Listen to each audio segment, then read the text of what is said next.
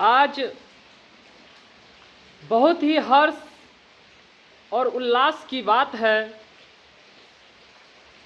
सभी लोग इतना व्यस्त है, इस कोरोना काल में लोग त्राहि त्राहि कर रहे हैं।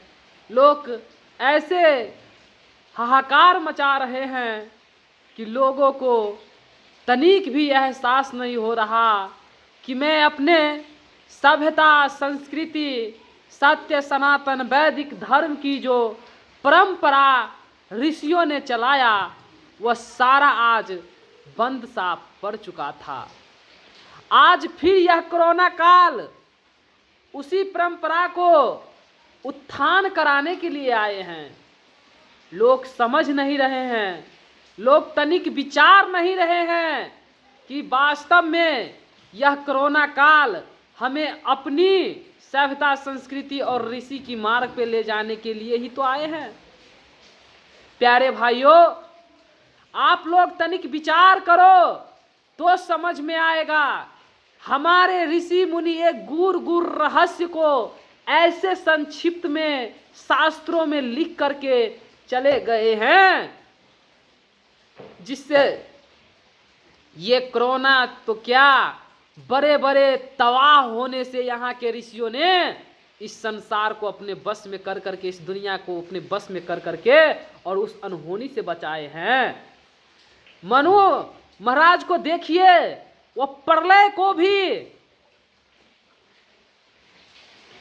इस सृष्टि में प्रलय भी हुआ था तो उन्होंने इस सृष्टि को अपने बल पे, अपने सामर्थ्य के दम पे जो है ना हर एक जीव जंतु को बचाने का पूरा प्रयास किया था। क्या आज यह आवश्यकता नहीं है कि हमारे देश में हर लोग अपने सभ्यता, संस्कृति को पहचान करके अपने गुण, अपने धर्म और अपने महान तत्व को उजागर करे, अपने ऋषि मुनि की जो पद्धति है उसको उत्थान की ओर बढ़ाने का कार्य करे? तनिक विचार करने की बात है।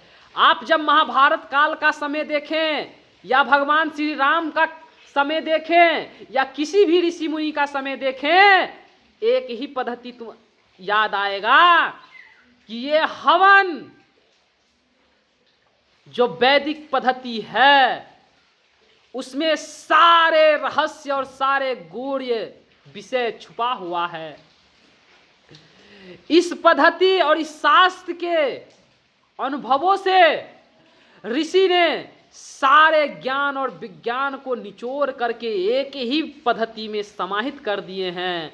और जो भी पद्धति आपके सामने में, आपके समक्ष नजर आ रहा है, वह सारा उसका टूटा हुआ एक छोटा छोटा कण है। ये कण आज बंट चुका है, इसीलिए ये आफत आ चुका है कि लोग हाहाकार मचा रहे हैं, तबाही मचा रहे हैं। कोई ऑक्सीजन के लिए, तो कोई वेंटिलेटर के लिए, तो कोई बिस्तर के लिए, कोई आइसोलेशन के लिए, ना जाने किस किस के लिए भटक रहे हैं, परंतु फिर भी यह उपचार नजर नहीं आ रहा है। ये कोरोना उस शैतानी प्रवृत्ति के द्वारा उत्पन्न हुआ है जो शैतान, जो राक्षस हर युग में सच्चे धर्म और न्याय के मार्ग पर चलने वाले लोगों को दुख देते आए हैं। ये उसी का दिया हुआ एक षड्यंत्र है, जिस षड्यंत्र को हर समय में इस सत्य, सनातन, वैदिक धर्म में ने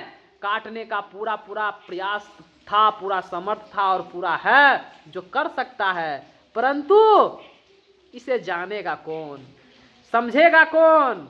इसका व्याख्यान करने वाले ऋषि तो कर ही रहे हैं, परंतु यहाँ पे जो कुछ लोग मूर्खता में जकड़े हुए हैं, मैक्स मुलर की पद्धति में जकड़े हुए हैं, जो अंग्रेजियत सभ्यता संस्कृति को अपना लिए हैं, वो अपने संस्कृति को क्या जानेगा, उसकी महानता को कैसे पहचानेगा? यही सोचने विषय है। देखिए, हमारे पास राम जैसा शक्ति उत्पन्न हो सकता है, कृष्ण जैसा शक्ति उत्पन्न हो सकता है, और सारे कोरोना या कहे कि महाभारत जैसा युद्ध को जो है ना अपने दम पर लड़ सकता है। रावण जैसे महामारी को भी अपने बाण से परास्त कर सकता है, अपनी ज्ञान से परास्त कर सकता है, तो ये कोरोना कोई बहुत बड़ी बीमारी नहीं है। परंतु समझने की आवश्यकता यह है कि वह शक्ति हमारा हुआ क्या, वह हमारा राम, वह हमारा कृष्ण किसके बल पर इतने बलवान थे, इतने संपन्न थे, इतने शक्तिशाली थे कि किसी के खेमे में जा करके, उसके राज में जा करके उसकी राज को ध्वस्त कर करके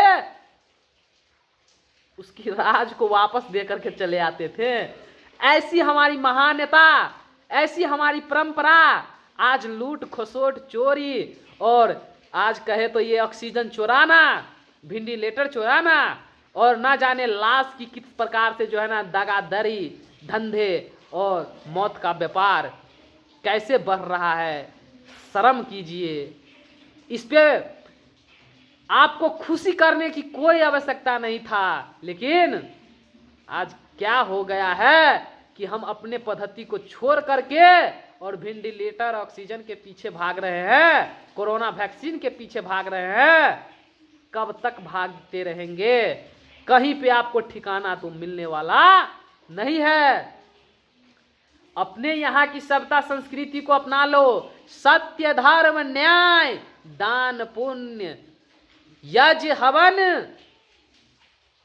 के बल पे ही सारे विश्व को अपने अधिकार में कर सकते हो, और वह शक्ति को उत्सर्जन कर सकते हो जो हमारे यहाँ के पेड़ पौधा, हमारे यहाँ के खेती, हमारे यहाँ के हर एक संस्कार में वो संस्कृति छुपा हुआ है, जो बड़े बड़े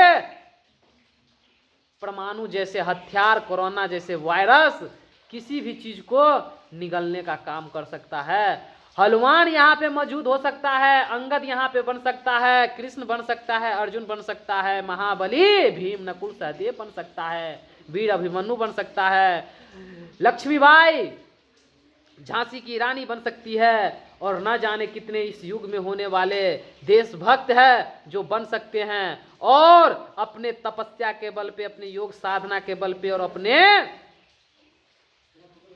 ज्ञान के बल पे इस सारे महामारी को दूर कर सकते हैं।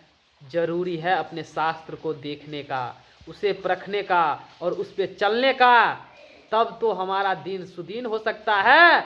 नहीं तो ये कोरोना चलता रहेगा, चलता रहेगा, चलता रहेगा, लोगों को नष्ट करता रहेगा। ये सरकार, ये व्यवस्था और ये वैक्सीन और ये WHO कोई किसी के काम आने वाला नहीं है। सब तो दूर करने के लिए, हमारी शक्ति को खत्म करने के लिए ही बने हुए हैं, हमारे परंपरा को ध्वस्त करने के लिए ही बने हुए हैं, हमारी वो संपन्न सभ्यता संस्कृति को नाश करने के लिए ही बने हुए हैं। और हम भारतीय आज उसी गति को भोग रहे हैं। विचारिए, सोचिए, समझिए, नहीं तो वह दिन दूर नहीं कि आप देखा देखी के चक्कर में पूरा देश को ही बर्बाद कर न दे। और ये देश जब भी चलेगा, भारत जब भी चलेगा, आर्यावर्त जब भी चलेगा, तो यह वैदिक अनुकूल ही चलेगा, स्मृति के अनुकूल ही चलेगा, राम और कृष्ण की रास्ता पे ही चलेगा। और उसके बावजूद ही यह फिर से गौरव और महान देश बनने के योग हो सकेगा। नहीं तो विदेशी सभ्यता संस्कृति को अपना करके आज कोरोना तक लिए आ गए हो, आगे देखो और कहाँ कहाँ पहुँचोगे, और कोई तुम्हें कोई रास्ता नहीं देगा। अगर रास्ता कोई देगा तो वह सत्य सनातन वैदिक धर्म ही देगा, जिसके बल पर तुम किसी को भी अपने बस में कर सकते हो।